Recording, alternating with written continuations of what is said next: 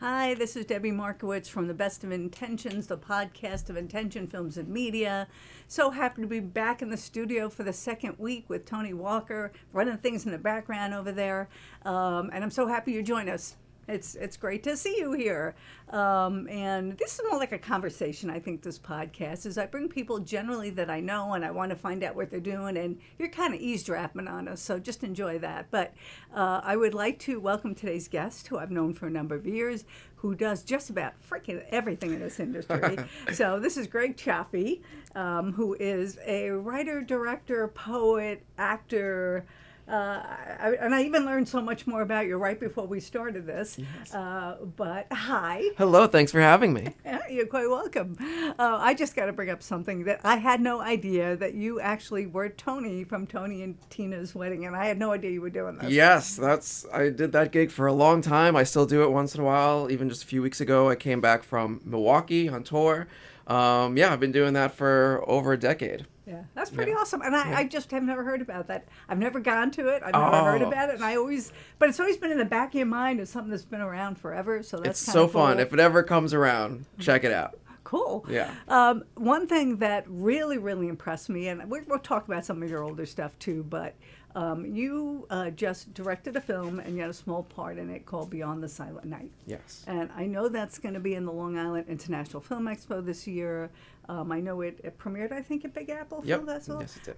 It is such a beautiful film. Thank you. So just tell us a little bit about the film. Yeah, so Beyond the Silent Night is a tribute to the remembrance of 9/11.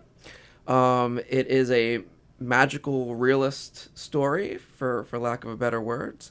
It actually started out, I teach a writing class at night at Nassau Community College, so I get a lot of adult students. It's part of the continuing education program there. And I had a student who wrote a short story. His name is Robert Duffy. And I was just blown away by the story. This was a number of years ago. And I said, if you ever wanted to actually, make this into a film or adapt it in some way, I would be honored to help in any way. And he kicked it around for a few years. Robert was also an actual FBI agent, and the film is about an FBI agent as well. Originally, the short story took place the first Christmas Eve after 9/11. So one of the first decisions we made when we decided to actually go about creating this thing was that we didn't really have the budget to make it a period piece. 25 years ago is a different world now, right? So we updated it. So instead of it being his first case, this FBI agent character, it was now his last moment. So the film starts at his retirement party. And it's basically, without giving too much away, there's this agent who has just retired, and all we know is he has to give something to someone, but we don't really know what it is or who it is. And he goes on this journey through a bewitched New York City, kind of Christmas Carol vibes. And he's very apprehensive about getting to his final journey spot, but he also knows it's something he has to do, and we sort of take that journey with him. See, now, I hadn't said that to you, but that's exactly what reminded me of. That's one of my favorite movies, A Christmas Carol. Oh, yes. So when I think that's probably, I'm getting chills. Yeah. Okay, so I think that was one of the things that really resonated with me is sort of that kind of fairy tale, kind of movie going through that stuff. Yeah, there's definitely a magical element to it. We don't... A lot of people who see the movie do equate it with, that's a little Christmas Carol-y, Ours is probably not as in your face that, what are these people? Are they real? Are they specters? Are they spirits? Are they part of his imagination? Because he encounters these three, let us say, people on his way through New York City, and they know things a stranger wouldn't know, right? So we're always teeter-tottering on, what's real and what's not, right? And we kind of leave it ambiguous as well. Can we play the trailer for this? Because it's just so beautiful. I want to see it again. Okay.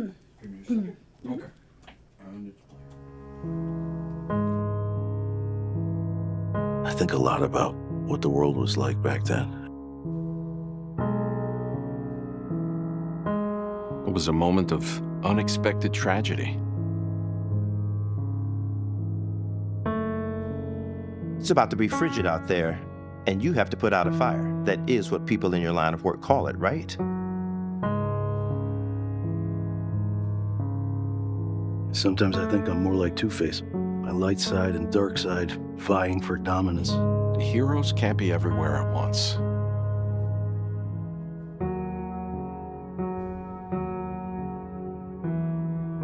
You know, it's very important to say the things that we need to say. We only get so many chances.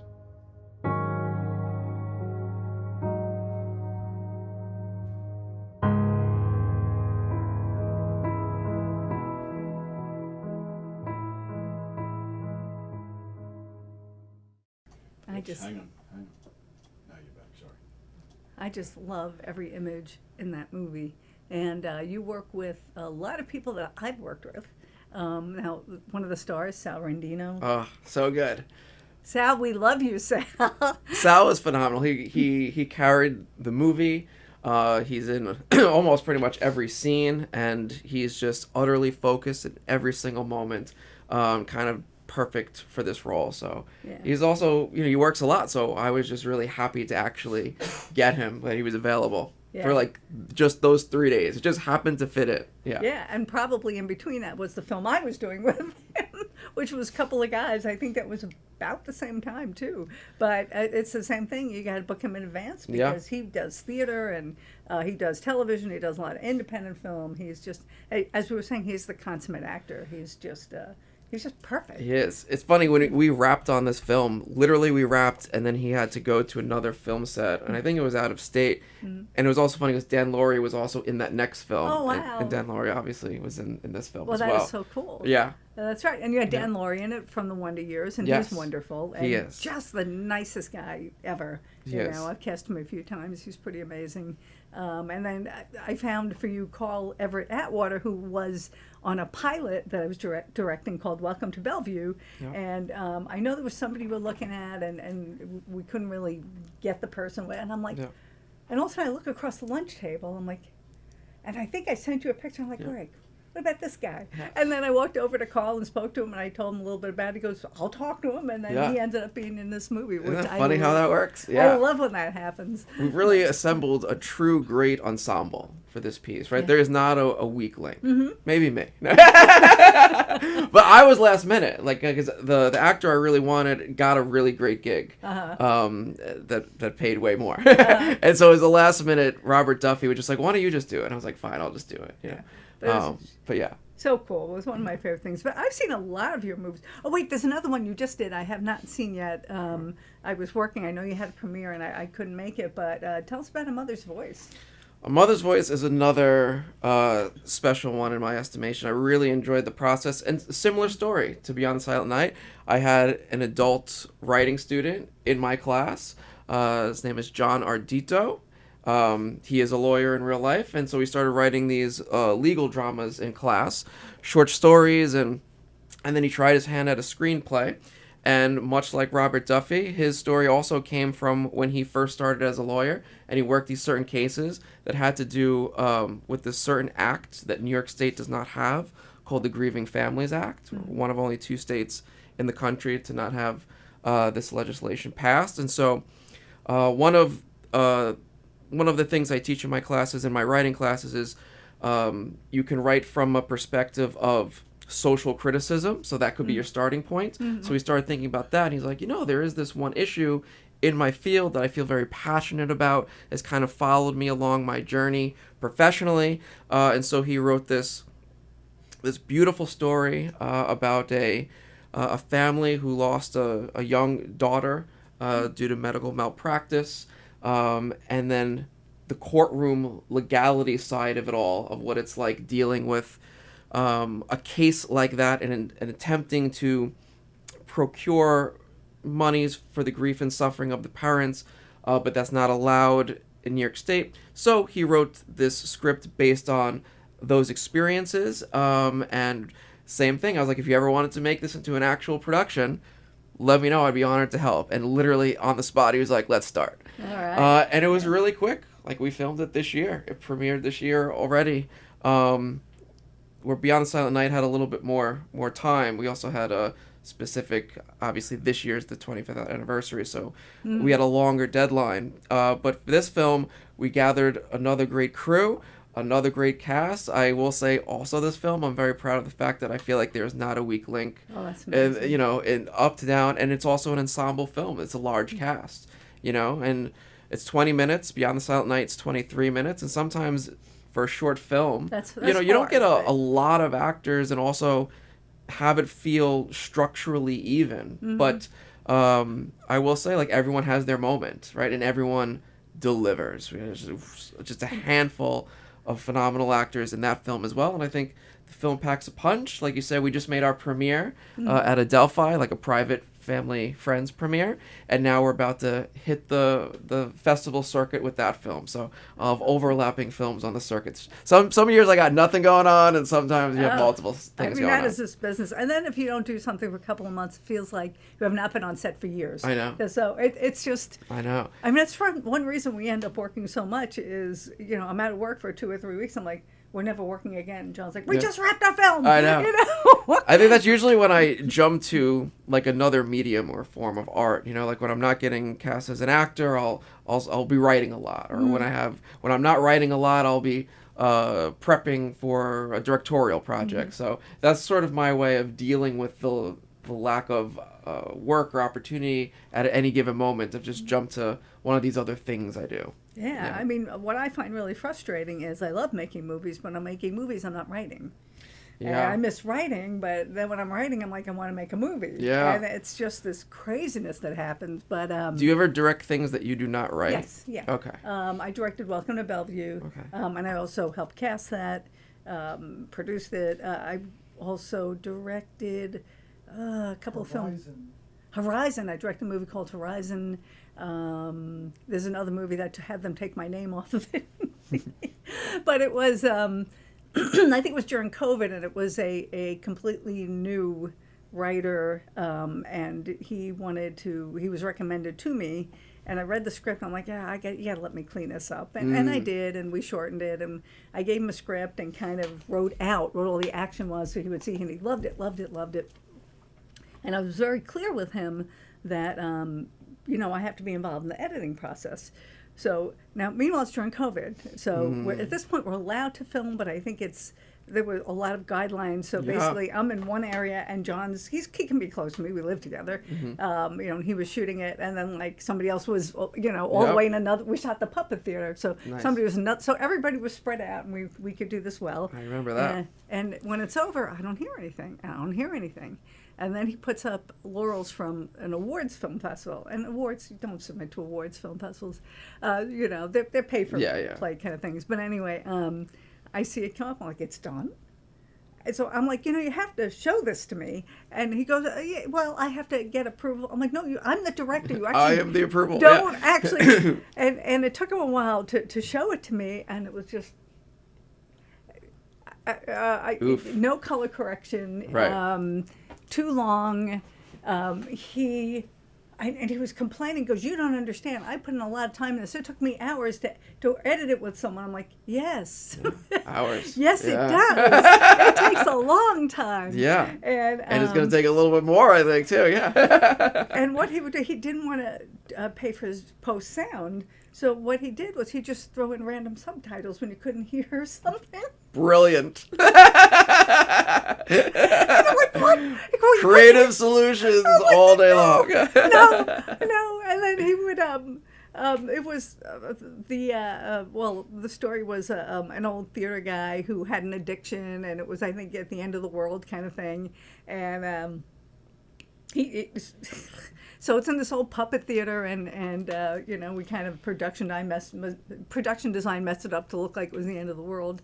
And so he just goes into this dialogue. Every time he mentioned something about the old days, the guy would just throw in all this flashback stuff from the guy's actual theater stuff. Sure. I was like, no, but it didn't fit the way he just randomly threw in things. It's like, I said, you know what? It's a very delicate process. Yeah, you know? please take my name off of this. Yeah. I really. You gotta do that sometimes. Yeah, because it needed to be done right. And Yeah. You didn't, and what could I have done differently? I'm like, let me advise you. Yeah. Let me tell you the thing that I've done 40 times before that I can help you with. So I think that's one of the only times I had somebody take my name off. But yeah, I've done it a few times. I've directed for other people, which is, and you know what? When they hand you the keys, that's best. Yeah, because they trust you with their baby, with their vision, Exactly. So that works out. And sometimes you can have a great collaboration, and that's fine too. But it's when somebody just, okay, thanks for the footage, and then runs, Yeah. but have no idea what they're doing. Yeah. And then you're like, no. I do find it just a naturally different process of when my name's on the screenplay versus when it's not, just in terms of understanding something on a different level, like Yes. inside out in my bones, because it's organic, it came from me. Even if I collaborated with another writer, or if I adapted a short story into the short film, right, and I wrote the screenplay, there is for me, an understanding of it that's like ubiquitous, right? And sometimes it's a bit harder to get in there for me when I never touch the screenplay, right? And I get it, and I'm trying to create a vision or align a vision. And sometimes it works out great, and sometimes like, I never really quite. Yeah. I have to, if somebody sends something to me and I don't feel it right away, I'll pass on it. And I'll refer somebody else who I think it'll work for. But if I can't add to it, right? If I have nothing to say about it, then I'm not the one who should be at the helm. Exactly. Yeah. Yeah, because I direct pretty much by intuition. You have the skills because you've done it a long time, but to me, this feels right. Yeah. This feels right. Yeah. And you That's can so have true. the ending you think you need, and then but something doesn't feel right. Yeah, often something works intellectually, but it does not feel right. Yes. And you have to be willing to sort of let go of the idea of it, Yeah. and be willing to just accept whatever it wants to give you. Yeah. Yeah. Or Yeah. you decide you want something, and I'm just insanely creative, where I'll see things that don't exist, and I'll tell John, and John be like, that's impossible, right? Yeah. Like, we can't. That defies physics as we know it. I know. He's a physics guy. I'm like, I could see it in my brain, but no, it can't happen in reality. But for the most part, you can achieve what you want, and when you write it, or if you feel something somebody else has given you, like you knew the two people you could say, hey, if you ever want to do it, because you felt it. Yes, exactly. And that's kind of how it goes for me. John. So the deal is John Ardito for Mother's Voice was like, all right, if we're doing this, you're the main lawyer, and I was like, if I can direct it, I'll do it. Okay. So that's how we kind of came to that, because I'm not of that world, of that lawyer world, so the script intrigued me, and it was so authentic, right? Like it was basically like having a consultant on set that knew all the ins and outs, right, of the law as your producer. And so probably the greatest compliment I received on set was that we had a lunch break one day, and we just did a bunch of courtroom scenes, and one of the crew members asked me, he's like, so are you a lawyer first, and then like you act? And I was like, no, you understand, I didn't know what any of this meant when I got the script. It was all legal jargon. It was like learning a new language. And that was like the greatest compliment paid to me. I all of a sudden felt like, okay, this is okay. Can I ask you some questions? I have this problem. Yeah, exactly. I need some advice, some legal advice. Yeah. Well, they say that lawyers actually make really good actors and really good writers. I can see it. Yeah. I can see it. Because they see all that drama every day. Yeah. And sometimes it's, just, cut and paste one of them. But sometimes the cases are pretty intriguing. It is quite dramatic. So John actually took me to a trial to prep for the role. Wow. Right? And so we sat in this courtroom, and the thing that I was most surprised about that I did not realize was how intense it really gets. Like, a lot of those lawyers are quite intimidating to the people on the stand. I mean, it was, really just barraging them with questions and counter questions, and I was like, wow, like I wanted to be a lawyer. Yeah? I did. I was studying for my LSATs, and I let my ex talk me out of doing it. He said, just wait a year, which is the worst thing you can do. And then I got pregnant, and then I never went. But I wanted to be a lawyer so badly. And when I divorced that person, I had just the most amazing lawyer ever of my divorce, but he was a character. Yeah. And he was very good at what he did. He would have been a phenomenal actor. And I just remember him going, it was just tedious and ridiculous, and nobody wanted to be there except my ex. It's like, why? Just let's talk. Let's get it over with, do it. But I just remember my lawyer, I knew that my ex made some ridiculous mistake on the stand, and my lawyer just turned to me and he goes, don't laugh. I'm like, okay. and he turns around and he said something, and I'm trying not to laugh, but he nailed him at something, and I'm just he's trying to get a rise out of him, but it was a performance. Yes. It was such an amazing performance. He knew exactly what he had to do to get the response he wanted. You should cast him in a future film. He died. Oh no! Sorry. I know. I would have. Yeah. He was awesome. I actually named a character after him in Brimstone, and the lawyer was named after him. Very nice. But I mean, it kept me sane. Yeah. But it was all a performance, and he would wear these ridiculous ties because it would set off the other lawyers. Like, what is he wearing? My cousin Vinny style. Yes. But you're right. It is a performance, and when I was watching it too, something I really tried to play with as an actor is the difference between my character is called Fig. His name is Fig. The difference between when Fig is in the court versus Fig in the office when no one can see, right? There's just the secretary there or the other workers, and there is a difference, right? Performativity to me is always a really interesting topic because I teach as well, and I also view, teaching as performative. It is a performance, and that's not in a bad way. But I used to have a professor, and she said, before she walks into the classroom, she's Joan. But when she puts her lipstick on, she becomes Dr. Walker, right? And then she walks in the room, and it's that person, right? That doesn't mean you're not as authentic one way or the other.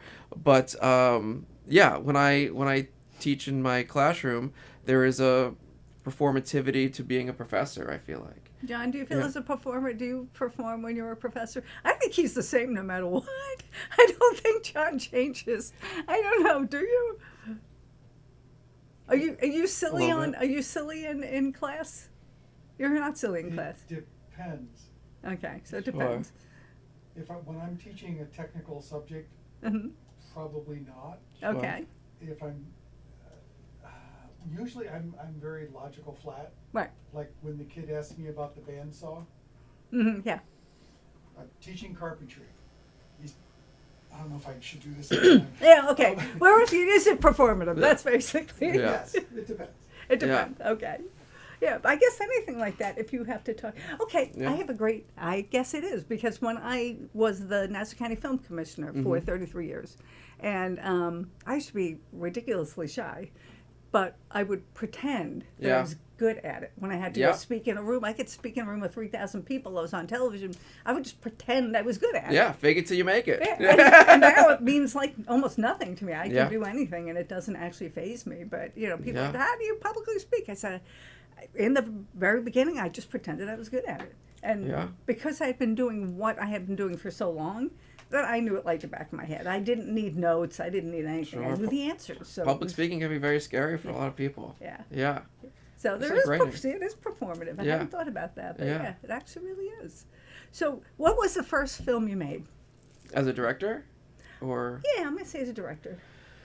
Oh, goodness. I think the first film I directed was The Museum of Lost Things, which premiered in 2018. It's interesting, like my journey of my artistry. I definitely started off as a writer. Like I always knew I wanted to write. Same. And then in college I stumbled into acting and then started to take it seriously. Took classes, joined the theater club, and then eventually went back and formally trained.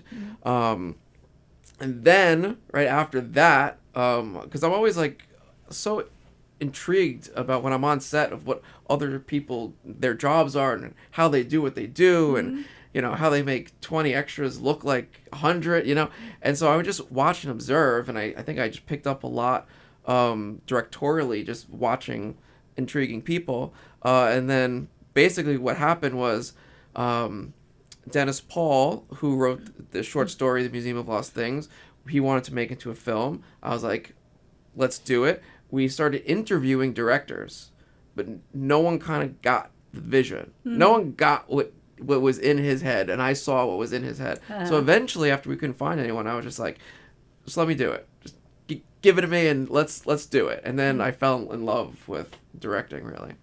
But that was the first one I directed. And then I remember seeing a film of yours, and I think you directed it. I'm trying to remember the name of it, but I knew Mark shot. Mark Ryu, I'm pretty sure he shot it. It was such a pretty film. It took place on a beach where you couldn't talk. What was the name of it? Oh, Silenced?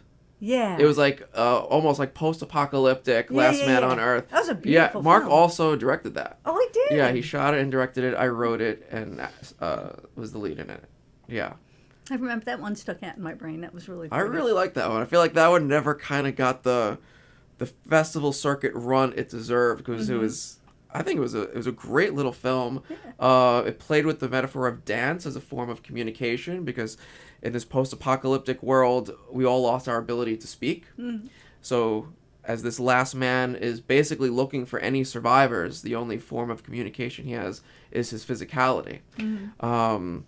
Yeah, it's a pretty little film. Yeah. Yeah. I like that. So you directed, your first time directing was the Museum of Lost Things. So I did know you directed that. Yeah. I know that the majors were involved. Yeah. And then what did you do? How many films have you directed, would you say? 5 or 6, I think, at this point. Yeah. And now you're looking to do a feature. Yeah, I would love to do feature. That's definitely next on the bucket list. I feel like I've grown comfortable, right, directing short films, and so the logical next step is to take a bite out of a feature film one day. Of course, the constraints are always, the budget. Money, yeah. Of course, as always. But yeah, I think that would be an interesting experience. Have you written something with that in mind? Yes, definitely. I definitely have a couple scripts that are feature length that are either ready to go or like halfway there. So I do have them in my back pocket. That's a good thing. Yeah, I mean, when I did my first feature, it's just same thing. I'd done so many shorts and pilots, and I said to John, it's time for me to do a feature. Yeah. And John's usual way of dealing with that is going, okay, well, how can we make that happen Yes. with no money? And even no money is a misnomer. There's always some money involved, even when it's no money. But we decided what we could do, since John is a teacher, since John has done everything on set, is we actually trained all of our crew members. Interesting. Torturous. Yes. I mean, we got it done. It was a cool experience, but it was John teaching an AD. I think you were teaching an AD at that point. He was teaching somebody how to AD, which meant he was doing most of it. He was teaching somebody sound. Right. He was teaching everything. Baptism by fire. Yeah. And some people started doing it for a living, and some people said, yeah, this was cool, and this is something I never want to do again. But there were days on set. It was John and me, John doing sound and shooting it and ADing it, and 2 actors. Yeah. And that's just, because the agreement with the leads was that they would do it, and they wanted to do it for free, because I didn't feel comfortable having people doing stuff for free, but they're like, oh no, it's so hard to get a leading role. Sure, especially in a feature. Yeah, if it's local and you will work with our schedules, we'll do it. Yeah. So it took us like 6 months to film it. Wow. Because you had to wait for the schedules. That was the agreement. You know? And people got us a bunch of free locations, which was awesome. And yeah, I mean, it's a pretty good little film. It's the thing that always suffers is money when okay, we have to do everything here because this is what we can afford. Yes. People but the have power no of community, idea. I think, is one of the unsung heroes of this film industry, especially the local film industry. You know, people are extremely supportive. Especially if they're not actually in the industry, but they see what you're doing, and so many people offer to help in so many ways. Many of them can't, there's no way to, but just the offer itself is always, it always gets me. Yeah. Yeah, you have to, you have to, and I think even as filmmakers, we really have to help each other. Now, maybe you work on bigger projects and you get paid what you should get paid, or almost what you should get paid, but then there's somebody else that comes along and it's like, yeah, all right, let me help. This person has some talent. Let me see what, if I can help them. I know that I can't do what I used to do, which would be people would just throw screenplays at me, and it's like so I had to get to one. I just can't. Yeah. I can't read it unless you have the money and the budget and you're ready to hire me. Then let me look at it. But I never also wanted to be in the position because there's only so many ideas. Of course. And I've written things which I never made, and then I'm watching TV and I see it, and I know they didn't steal it from me. I never made it. Yeah. But then there's people who think they have the only original ideas ever. And so I never want to get in that, in that thing. I don't remember what it was, but I remember watching something on TV with John and going, that was my idea from 11 years ago and whatever, and now what if we ever make it? And John said, you have the computer stamp. that you wrote this X amount of time ago, and but it's only so many ideas. You just tell them differently. Exactly. No matter what, it will be different than whatever they did. Yeah. Right. So. Yeah. Yeah. But so how do you feel about AI? Oh God. I AI. wasn't planning on asking. Yeah. that, No, but- this is a great question. Obviously I deal with it in the classroom, right, in my English courses. I mean, it's a tool, right, for research, for whatever. It is a tool, and then there is a line where it no longer becomes a tool and becomes unethical, right? I tell my students all the time, like, if you use it to ask, you to point direction of research, or even like use it as a springboard for ideas back and forth, legitimate. However, if it's literally writing your paper, not legitimate, right? It no longer becomes you. I don't want to read a paper by ChatGPT. Right. I can ask it to write it, and I can read it if I wanted to do that. Right. I don't want to do that. In film, I was just talking to an editor who has started playing with it, right? And it does things that I did not think it could do, right? It can it can take a scene and extend music that did not exist. It could even create a shot in color correction that literally did not exist and insert it in the middle if you needed an extra like 2 seconds that you didn't have. It can actually create it based on what the actual footage that is there. And this is both helpful and very scary to me. I'm not ready to run to it with open arms. There are also kind of like technical mundane things that make sense. Like, I know a director of photography who now, like, anytime he needs like a spreadsheet or something, clerical, he just plugs it in and it creates it, and hopefully it's right. I saw Martin Scorsese just partnered with a AI storyboarding company, which is intriguing. So there has to be some level of embracing it because it's not going away, but it's also creating our own boundaries for ourselves of like, this is okay, and we're going to stay away from this, right? And that can be on an individual level. I'm sure it's going to be subjective. Not everyone's going to agree where the line actually is before you cross it. But for me, I'm interested in exploring human stories about the human condition. I was just thinking about this the other day. If AI wrote the best book on a subject, I think especially if it's a nonfiction, right? If they took all of human knowledge and wrote like the best book on physics that we could possibly have, that is a book I might want to read, right? But I think something different happens when you cross the line into art, right, and literature and fiction, because that's different. That's I don't know, about us, from us, organically, but yeah. There's people that feels that it's stealing from the actual artist. Yeah. And I think that one of the differences is the fact that only a human can create. So that can't come up with any original thing ever. Because it can only come from us. But if you're stuck somewhere and want to come up with some really crazy, insane thing that's never existed, if that's possible, it can only come from people. I know I got really annoyed, and this is a while ago, at least 5 years ago, maybe more, because I've done some ghostwriting and whatever in the past, and they had something, want to be a writer? We can ghostwrite your script for $600. I'm like, they're not writing the script. Yeah, no way. They're plugging it into, and then these people. And they're putting a fake name on it half the time. Yeah. And what makes me crazy is these people will then go out and call themselves writers. Yes. And that pisses Very me off. frustrating. Yes. Yeah, because I love writing. To me, is the best thing ever. And if I had to pick just one thing, it would be writing. Yeah. Which I'm not doing a lot of these days. Well, I think you'll see, the more AI is used, the more formulaic everything will become. Right, I think it will get to the point where you could probably tell, oh, this is an AI script, and some people might not mind. Yeah. I don't know, like some people, it's interesting. I feel like people also view film and TV differently now, especially the younger generation. Like I hear a lot that they almost like view it as like this ambiance, background, something to put on, right, in the background. But I don't know. I see less and less passion from young people about this specific medium of art on a general level. And I don't know if AI has anything to do with that, but there is a lot of stuff out there, and a lot of it's like just slop, right? Yeah. You know, like you can watch something and you just feel like I've seen this 8 million times. It's just different faces with slightly different words, and it's just quite repetitive.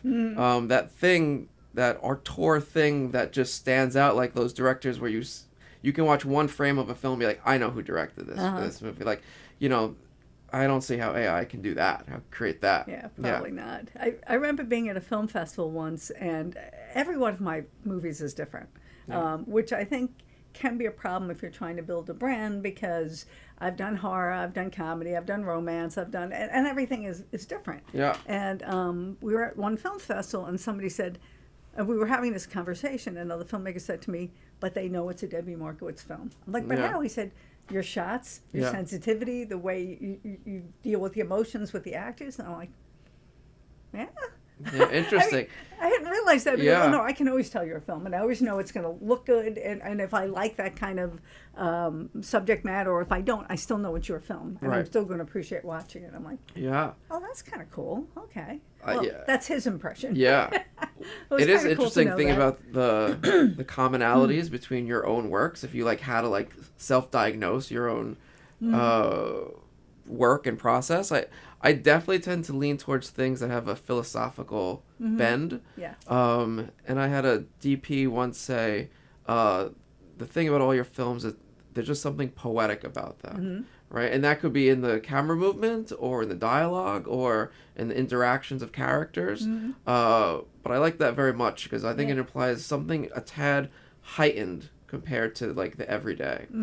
So you can tell a Gregory Cioffi film. Yeah, exactly. Yeah. Okay, I get that. I get that. That's kind of a cool thing. Now, the other thing I heard that you are now the Poet Laureate for Nassau County. So tell us what this means and how this happened. Yeah, so on the 20th of this month, I will take over.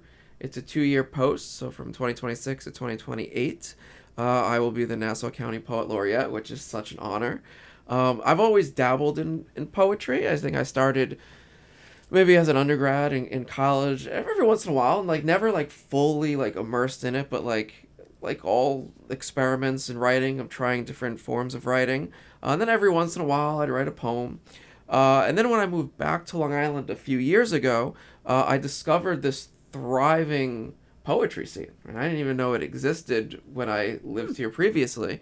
And I started going to these open mics, and I started going to these poetry events, and they're all over in Nassau and Suffolk. And I started going into the city, and I started going to Brooklyn.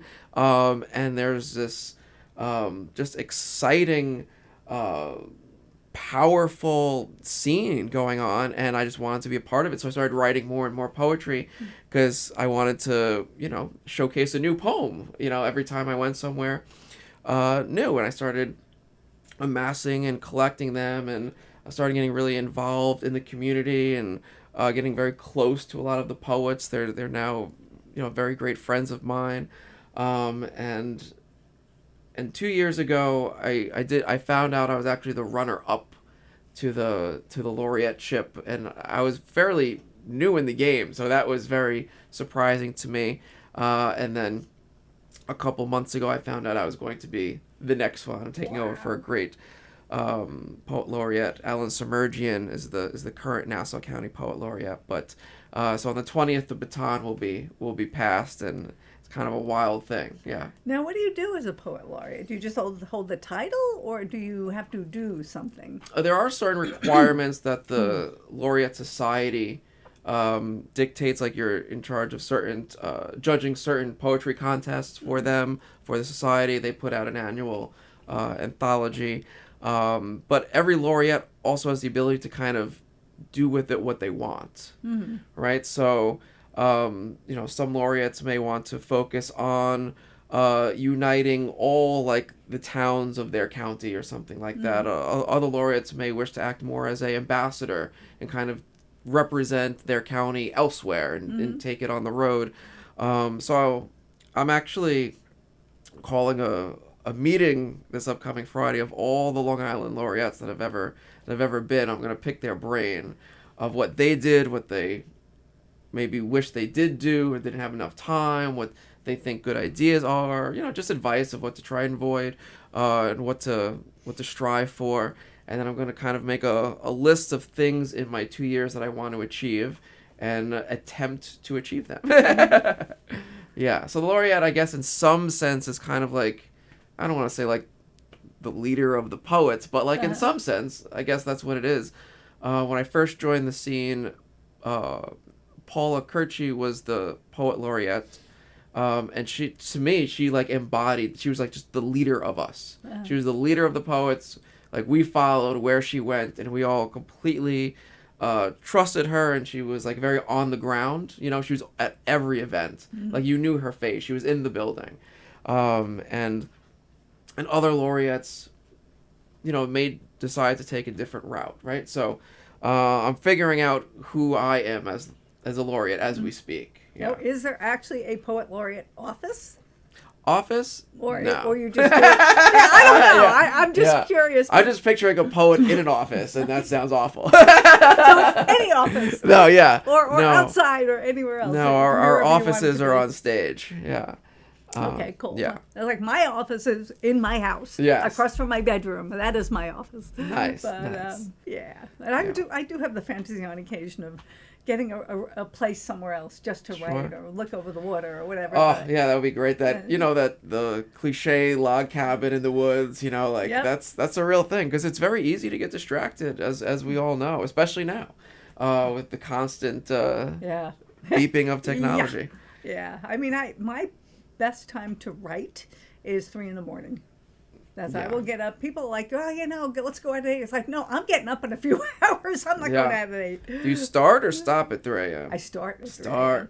Yeah, Hardcore. That happens a lot. And like working on the film festival, because we now have a toddler in the house, it's the only time the house is quiet. Sure. So I will sit there and get a massive amount of work done. Yeah. And when I am writing, that will be when I do my best writing. Interesting. It's just quiet, and I can just, just zone out, and it's Yeah. just, that's like my favorite time. And then I crash the next day. Sure. And I'm shot, but it's Yeah. just, you got to go with, if you don't sleep, you just got to go with it and make it work for you. I am a night owl for sure by nature, and one of the things I find so calming and soothing about being a night owl is that, like, at a certain time, right, like, everything just gets quiet.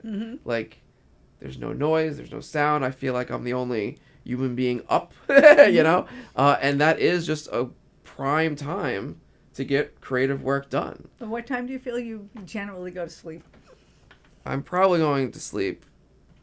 I mean, especially if I don't have to be up early the next day, Yeah. like 3 or 4 a.m. I'm going to Really? sleep, yeah. I can't do that. Yeah, I could start writing at like 11 p.m. and just like go. Yeah. Yeah, but in my case, I kind of, I mean, I'll crash early. I always crash early, and but then when I get up, I just love having that whole chunk of hours where, again, like, you're watching it before Yeah. you go to sleep. I'm watching it as I'm awake. Yes. And my friend Martha, who is a musician, Martha Trachtenberg, she will touch base somewhere 5, 6 in the morning. She goes, all right, time to go to bed. It's like, Yeah. I've been up for 3 hours. Yes. I'm getting up. She's just going to sleep. Because even if I'm up at 3, even if I were to go to bed at 3, say that I was traveling or whatever, I'm still up at 5. So I can't Yeah. sleep late. And it's Yeah. just, and even if I could, the dog will harass us. Oh, yeah. So- That'll get you. Yeah. So if we go on vacation, there's 2 things that are required: good restaurants Yep. and quiet. Yes. So I can frickin' sleep. We'll go do something. Yeah, let's go for a hike. Let's go back to the room and sleep. Nice. Let's go back to the room and sleep. This is why I think the tour life is so appealing to me, of like being an actor on tour. It's because, like, I mean, other than the few matinees, mostly, the shows are like 8 p.m., maybe 7 p.m., and, I just have that whole day to just relax or sleep in, and the party doesn't start till late anyway, which really works for me. Yeah, we all have our thing. And Yeah. They talk about biorhythms and whatever. And I'm just an early Yeah. person. I've always been an early person. Naps are cool. I like I'm an naps. advocate of the nap. Yeah, naps for are the sure. best. Yeah, so power nap, get in there. So if I've been up at 3 a.m. working, then there's going to be some time around 11, 12, 1, or even 2. It's Yeah. like, I gotta close my eyes for now. I'm gonna die. Yeah. You know, and then you wake up and you're like, you don't know what country you're in. No. But what point is too much napping? Like where you're now actually more tired instead of revitalized? That's interesting. I think if I would hit 3 hours, I would be a mess. Oh yeah, totally. Yeah. But 2 hours Yeah, is 'cause then rare. you're in like REM sleep, but you didn't quite get the full Yeah. coverage. Yeah. Yeah, an hour is usually good. Sometimes 2 hours is absolutely necessary. Sure. Or there'll be a time where I've had an hour or two, and I know I have to get up. If Yeah. I don't get up, I'm just gonna be up for like days. You Yeah. know, and I make myself up even though I don't want to. But that's why I don't want complete dark when I nap.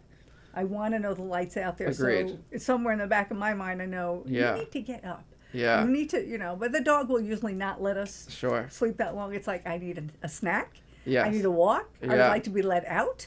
I'm sure it's dinner time. Yeah. I try to avoid the post meal naps because then I'm not waking up. After dinner lately, I've been trying to go for like a walk for an hour every day, just to kind of. And that's good. Yeah. I don't think I have a lot of I don't actually have a lot of post meal naps. Ah. Yeah, I'm usually a pre meal nap. Ah. Preparation. I'm rested up for it. Yeah. But our life is just so crazy that there's always something going on. So it's Sure. like if you can get that little hour in there, which just like shut the world out. It's Yeah. like the best thing ever. It's key. I would love to sleep. Yeah, sleeping is great. I would love to sleep so much. There's this poet, his name is M.T. Paridi, and he told me something once that has always stuck with me. He's like, an artist, I mean, everyone does, but an artist more than anyone else needs time of nothingness. Yes. Of just downtime, like doing nothing. Because that nothing is not actually nothing. Like, that nothing is summoning up the things that will percolate in your mind creatively. Yep. And I think it's so true. I feel like sometimes it feels like I'm doing nothing, like I'm spending a couple days and I feel like, oh, I'm not being productive because I'm very much like objective oriented. Like, but all that nothingness is just introspection, I think. Like, I'm really like just meditating on whatever the next thing is. And I find that needed. Like, that is a needed part of any process to create anything later on. So we're never really doing nothing, even when it appears we are. Yeah. Yeah. A lot of our ideas come right from. We have a call? No. I thought we Is were that really you? popular. Okay, never mind. Thought we were really popular, yeah. Felt like I was on Frasier. What happens to us a lot is when we walk the dog in the morning, we usually we'll go to the park or around the neighborhood or whatever, and all of a sudden everything just starts bubbling up. Like Yeah. we're doing this Hitman vertical series called The Retirement, based on the script by the original script by Glenn McBride. And then I kind of took it and ran with it, and I'm like, Glenn, can I completely change this? He goes, as long as you make me the hand, I can do whatever you want, it's yours. Nice. So I completely changed the thing, other than a couple of the characters who I just fell in love with. And Glenn is in it, and Travis Grant, and a few other people we've worked with, and a couple of parts we're still casting. And I sent it to my production designer, who I work with often, wanted to see it. So I sent it to her, and she goes, oh my God, this is flippin' brilliant, this is wonderful. But when he wakes up in a hospital, he shouldn't be in a hospital. And I'd already decided he needed to be in a sort of more of a private facility where no one would find him. And then Corey said to me, he should wake up in a morgue. And I went, a morgue? And then John said, they know how to stitch people up. I went, oh, that's Wow. freaking brilliant. Yeah. So now it's like, he's going to wake up in a damn morgue with an undertaker looking at him. Nice.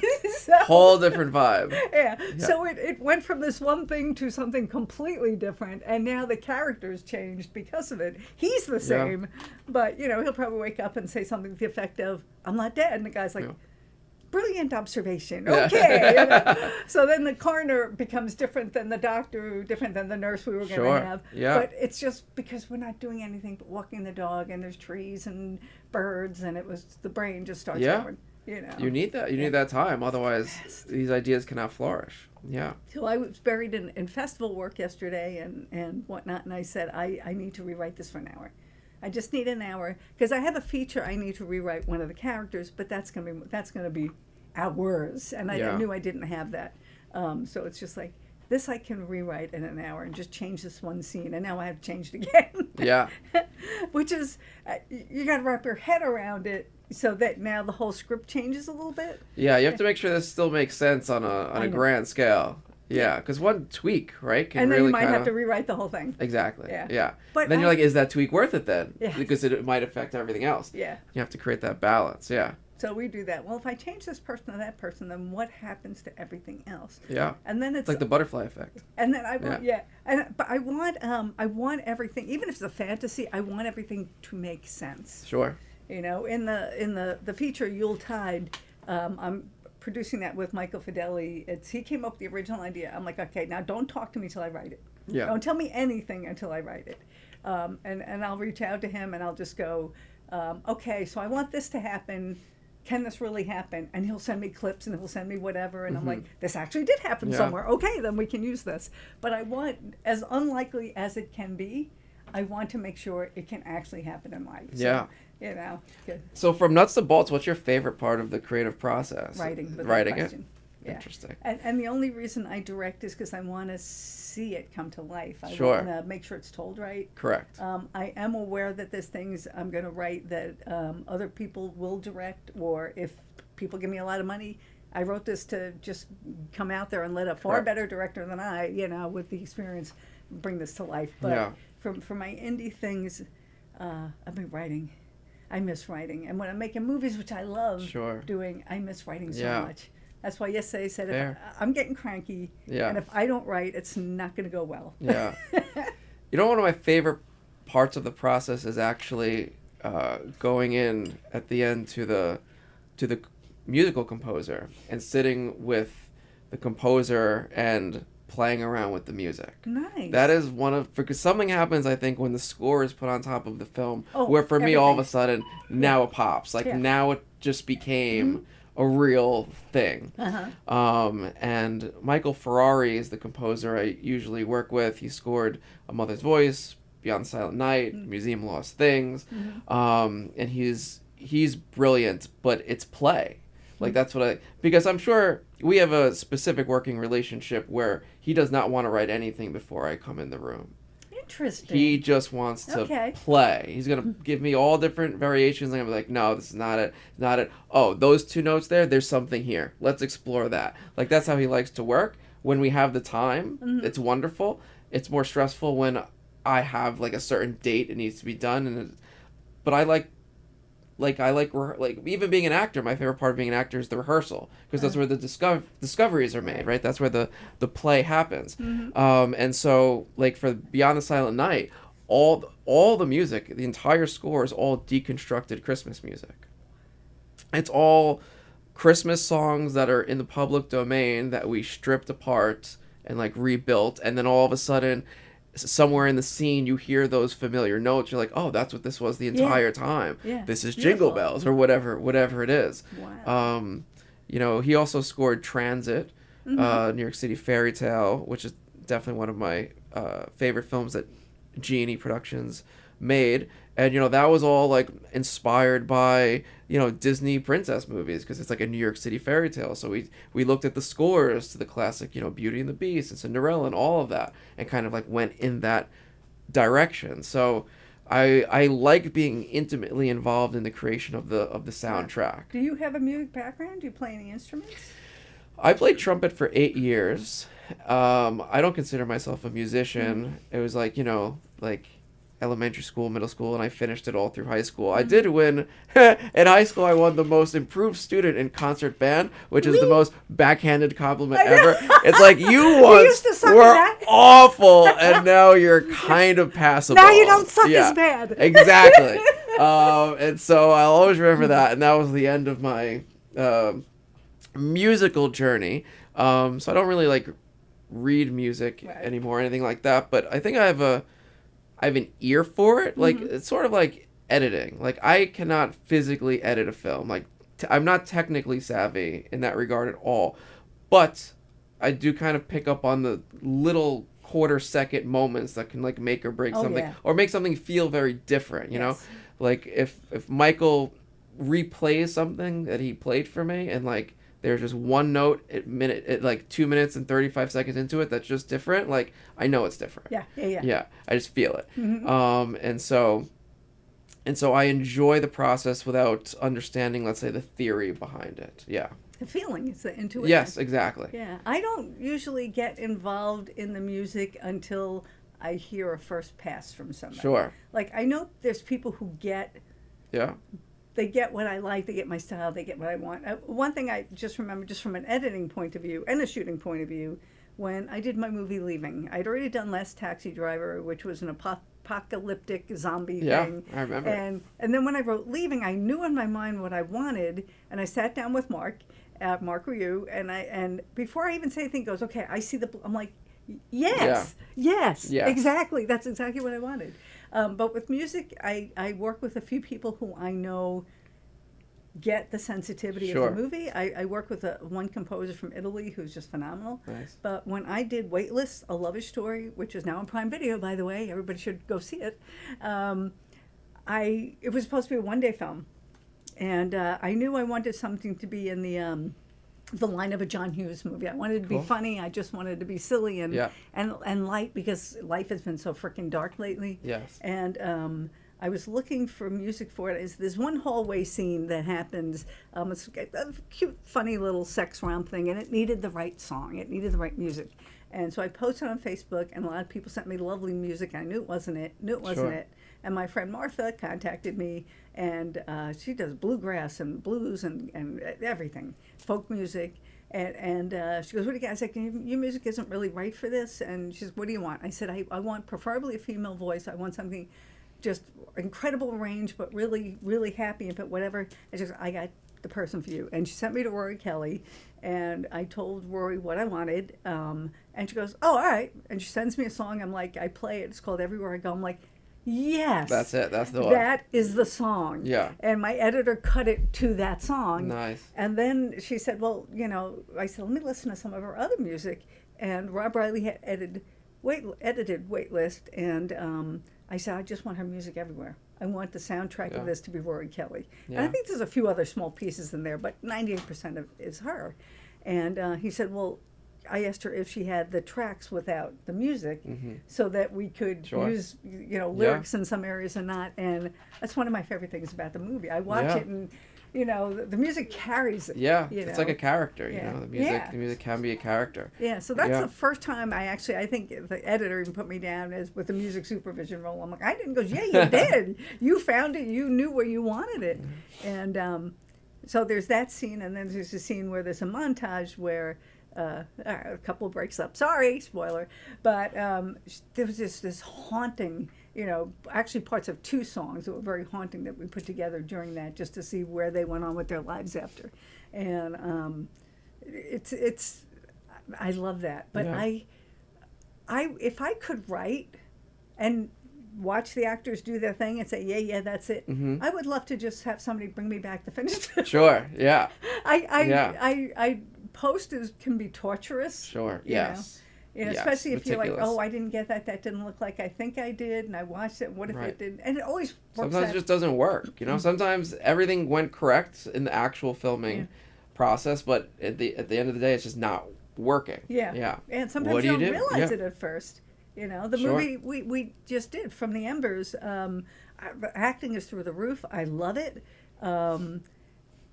And then I'm watching the ending, and I knew we wanted to reshoot it, but I don't like it at all. I just don't like it at all, and I don't know what to do. Yeah. And then John came up with an idea, and I'm like, oh, that's interesting. So we called the actors back, because we wanted to reshoot one of the scenes anyway for some reason. I don't remember what it was. And then we just went in a different direction, and I sent it to the finishing editor, because Jack Kelly edited it, and then it went to Rob Riley for color. And I said, Rob, just insert this there. Just let's see what this looks like. Sure. And this I think will speak to me more. But John's like the best person at the last minute tweak. The last minute tweak can make or break it. Yeah. It does. In the film Wet Paint we did that actually got into it was in the puppet theater version of the Scared for Your Life festival, I think in 2019. The film was like 20 minutes long, and it just wasn't working. Like, it wasn't scary. It was an interesting film, but like, it's a horror movie. Like, it's not scary. We didn't know what to do. So the editor was like, let me give it just a complete other go. and he made a 10-minute version. So half the film was gone, and we watched it, and it was quite creepy, and it just worked. Right? That's literally like destroying half of your creation. Yeah. But it best serves the project, right? And that can be very difficult to do at times, but the 10-minute version was way better than the 20-minute version. So that's obviously what we had to go with. But yeah, sometimes you just sit there and you're like, what do we do with this? Like, it's not working. Why isn't it working? What do we do? The pieces are great. Why is it not? Yeah, we have to know? rearrange these pieces completely in order to figure out what actually fits. Yeah. Yeah. And then after we did all that, when I should be sleeping, I am sleeping. I wake up and I go, okay, that has to go. Yeah. And then I just sent a DM I didn't want to text him because I don't want to wake anything up, but I sent a DM to the finishing editor. I said, you know where he says that last line in this one scene? Cut it. Just cut it. And on him, and if we don't have the right expression, move it to her. Yeah. And I'm sleeping. I wasn't even thinking about the film. Yeah. Subconsciously you were. The doing nothing is sometimes when the answer comes. Exactly. That's why the nothingness is key. How are we doing with time? 1 minute and we're done? Or are we done? Almost. 1 minute? Good, 1 minute, sure. All right, we got 1 minute. So anyway, I am going to wrap this up, but so where can people see your films and what is next? Okay, so you should definitely check out G&E Productions on social media. We have an Instagram page, we have a Facebook page. Obviously, our 2 films right now are on the festival circuit, so Beyond the Silent Night, you can next see at the Long Island International Film Expo. I believe we're the first block after the opening party. You could actually remind me of that date. It will be July 8th. July 8th. Come check it out at the Belmore Theater, Nassau County, Long Island, right across from the train station. I'm very proud of the film. It's a great film. So if you want to see it, come check it out. And then A Mother's Voice will soon enter its festival run. It hasn't been submitted to anything yet, but any of these old projects we're talking about are usually posted online after the festival circuit. So check out our website.